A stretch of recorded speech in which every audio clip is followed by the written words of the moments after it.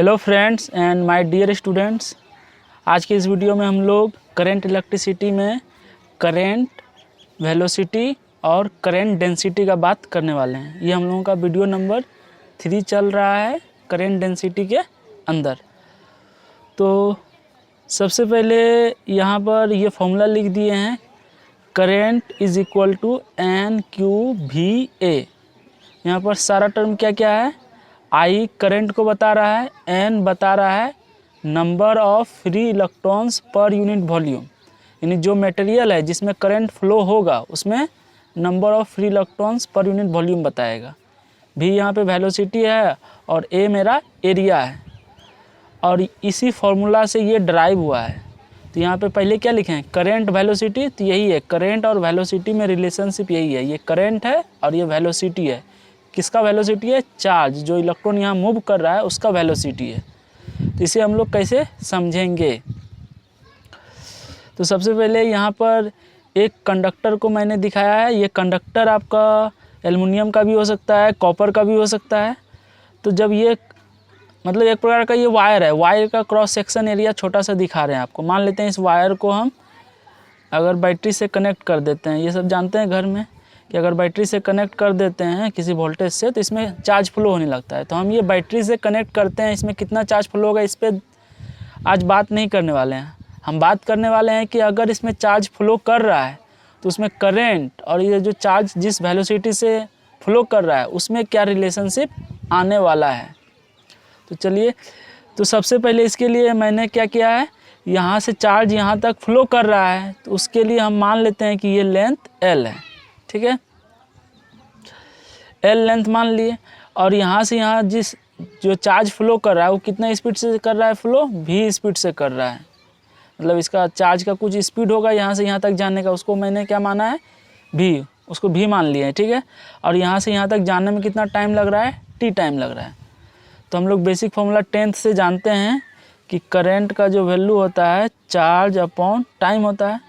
और ये चार्ज क्या होता है, एक सिंगल चार्ज लिखे हैं, लेकिन ये चार्ज होता क्या है, यहाँ पर ये जो Q लिखे हैं ये सिंगल चार्ज है, लेकिन यहाँ चार्ज का गुच्छा निकलेगा, मतलब चार्ज का बहुत सारा समूह यहाँ से निकल के यहाँ तक पहुँचेगा, बहुत सारा इलेक्ट्रॉन।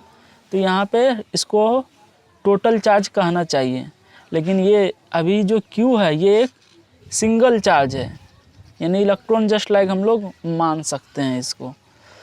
तो यहाँ पे इसको हमको टोटल चार्ज लिखने के लिए हम इसको अब क्या लिख देते हैं, टोटल चार्ज अपॉन, इस फॉर्मूला को थोड़ा सा मॉडिफाई कर लिए, टोटल चार्ज अपॉन टाइम।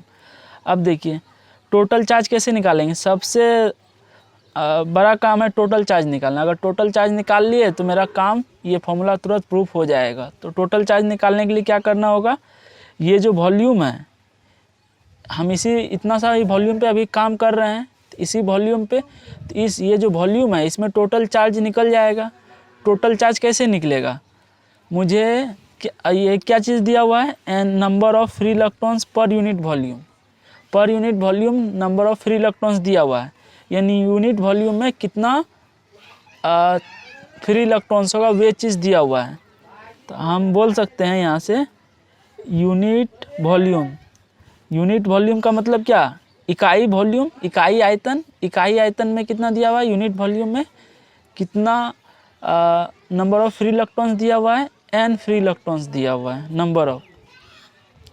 तो इसका टोटल वॉल्यूम कितना होगा, मान लेते हैं इसका लेंथ L माना है और इसका एरिया मान लेते हैं, ये जो क्रॉस सेक्शन एरिया है इसको A मान लेते हैं।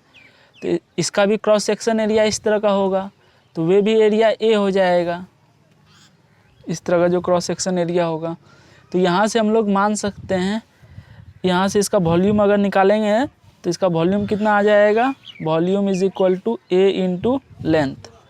तो यूनिट वॉल्यूम में N फ्री इलेक्ट्रॉन्स है, N चार्ज है, तो हम लोग क्या कहेंगे, इसका वॉल्यूम कितना आया, A इंटू L।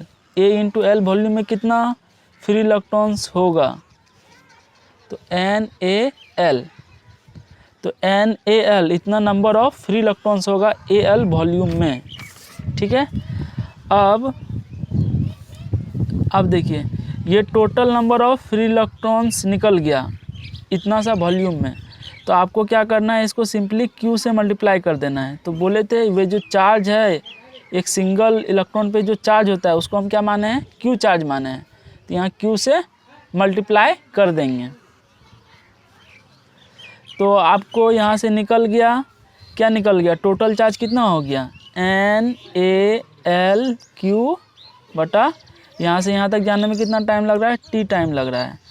तो I इज इक्वल टू क्या हो गया आपका, Na।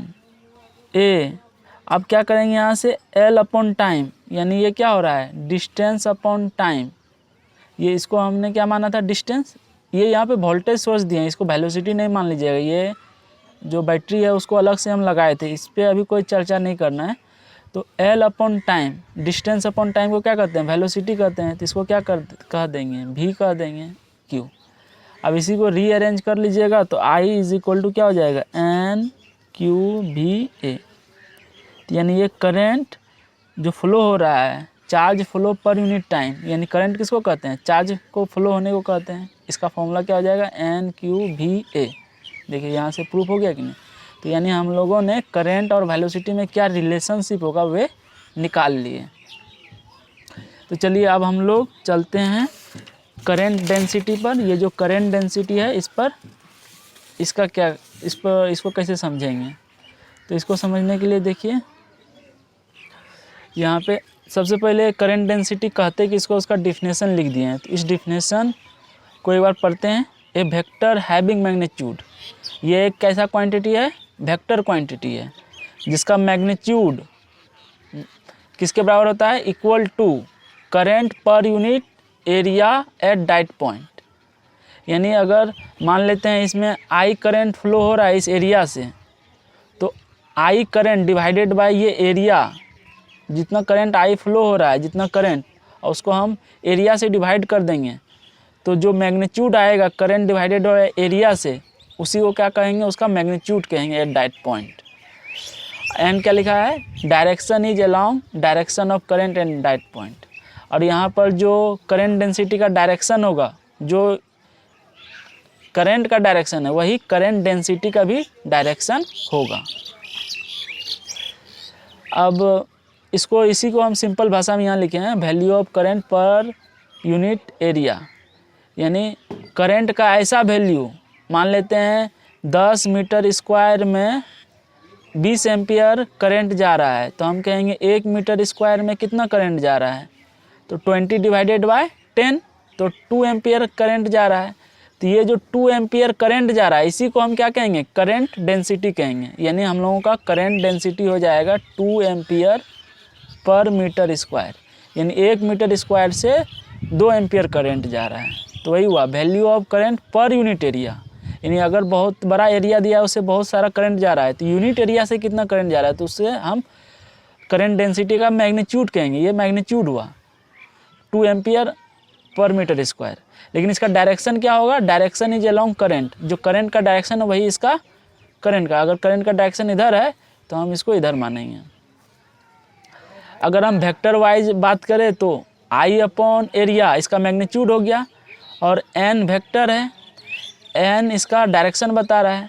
तो करंट का डायरेक्शन को किधर से डिनोट करते हैं, जिधर करंट का डायरेक्शन उधर हम लोग क्या मान लेंगे, जो ये डायरेक्शन बता रहा है करंट का, वे n वेक्टर हो जाएगा मेरा, ठीक है ना। तो यहाँ पे एक बात और, ये जो एरिया लेना है आपको, नॉर्मल एरिया लेना है। नॉर्मल एरिया का क्या मतलब है, जैसे यहाँ करंट जा रहा है तो करंट का डायरेक्शन देखिए, यहाँ पे नॉर्मल एरिया लेना है। ये आपका पूरा परपेंडिकुलर दिख रहा है करंट के डायरेक्शन, करंट इधर जा रहा है तो ये देखिए इस पर परपेंडिकुलर नॉर्मल एरिया लेना है आपको। तो ये नॉर्मल एरिया लेते हैं ना, तो इस एरिया का एक वेक्टर भी होता है n वेक्टर। तो उस n वेक्टर यहाँ ये डायरेक्शन बता रहा है, जो एरिया का यहाँ डायरेक्शन है। इसी को अगर आप छोटे फॉर्म में लिखिएगा तो इसको जे वेक्टर लिख देंगे, और इस कैपिटल I को स्मॉल di बाई ds लिख देंगे। di बता रहा है स्मॉल करंट यहाँ से यहाँ क्या फ्लो हो रहा है, और ये एरिया को छोटे एरिया में लिखने के लिए ds यहाँ लिख दिए। ये ds आपको बता रहा है छोटा एरिया, और यहाँ n वेक्टर हो गया आपका। ठीक है, सेम टू सेम है। अगर हम यहाँ बात करें तो current is flux of current density. Current क्या है? फ्लक्स है ऑफ करेंट डेंसिटी। फ्लक्स का मतलब क्या होता है? जैसे आप इलेक्ट्रिक फ्लक्स पढ़ते हैं, फ्लक्स निकालने के लिए क्या करते हैं? इलेक्ट्रिक फ्लक्स में इलेक्ट्रिक फील्ड को एरिया से क्या करते हैं? गुना करते हैं, यानी E vector dot area vector. तो जस्ट लाइक करंट निकालने के लिए हम लोग क्या करें? करंट का जे का क्या फार्मूला होता है? जे का फार्मूला होता है आई अपॉन एरिया। तो आई अपॉन एरिया होता है। तो यहाँ से हम लोग कह सकते हैं कि अगर हमको करंट निकालना है तो क्या करना होगा? इस जे वेक्टर में एरिया से मल्टीप्लाई करना होगा, यानी I is equal to J into area. बस ये कुछ वेक्टर का साइन अभी नहीं दिए हैं, बस अगर समझने का कोशिश करें तो करंट डेंसिटी में अगर एरिया से गुना करेंगे तो करंट निकलेगा। वही यहाँ लिखा है, current is flux of current density. Flux है, जैसे हम लोग यहाँ इलेक्ट्रिक फ्लक्स निकालते हैं इलेक्ट्रिक फील्ड को एरिया से गुना करके, कि बहुत सारा इलेक्ट्रिक फील्ड लाइन जा रहा है, कितना एरिया में जा रहा है, उसका प्रोडक्ट को इलेक्ट्रिक फ्लक्स कहते हैं। उसी तरह यहाँ करंट डेंसिटी जा रहा है और किस एरिया से होके जा रहा है, तो उस दोनों के गुना को क्या कहेंगे? करंट कहेंगे। तो इसी चीज़ को जब किसी चीज़ को एरिया से गुना किया जाता है तो वह एक फ्लक्स का नाम ले लिया जाता है कि उस एरिया से कितना इलेक्ट्रिक डेंसिटी करंट डेंसिटी जा रहा है, तो उस चीज़ को हम करंट कह देंगे। एक और इम्पॉर्टेंट बात कि charge entering at one end, यानी मान लेते हैं कि यहाँ से चार्ज फ्लो हो रहा है, तो एक एंड में यहाँ पे जितना चार्ज इंटर होगा तो दूसरे एंड मतलब इसी एरिया के दूसरे एंड से उतना चार्ज यहाँ से लीव भी करेगा। तो ये लिखा है charge entering at one end equal to charge leaving at other end. यहाँ से जितना चार्ज इंटर होगा उतना ही चार्ज यहाँ से लीव भी करेगा। तो ये क्यों होता है? ये चार्ज कंजर्वेशन प्रिंसिपल पर आधारित होता है। और अगर मान लेते हैं कि और यहाँ से एक और फार्मूला निकाल सकते हैं। कौन सा फार्मूला निकाल सकते हैं? यहाँ से करंट, यानी इसको यहाँ से फार्मूला निकाल सकते हैं, current is equal to J vector dot area vector. हम लोग क्या करेंगे, जब हम इस करंट को इधर भेजेंगे तो ये एरिया वेक्टर क्या हो जाएगा? एक वेक्टर फॉर्म में हो जाएगा। क्यों? क्योंकि यहाँ पे ये सिंपली मल्टीप्लाई नहीं होता है, यहाँ पे डॉट प्रोडक्ट लिया जाता है, क्योंकि करंट क्या है? स्केलर क्वांटिटी है, इसी कारण यहाँ स्केलर डॉट प्रोडक्ट लिया जा रहा है, जिसे हम लोग डॉट प्रोडक्ट सिंपली कहते हैं। तो ये एरिया वेक्टर, अब जैसे इसका इस्तेमाल कैसे करेंगे? मान लेते हैं कि करंट ऐसे फ्लो कर रहा है,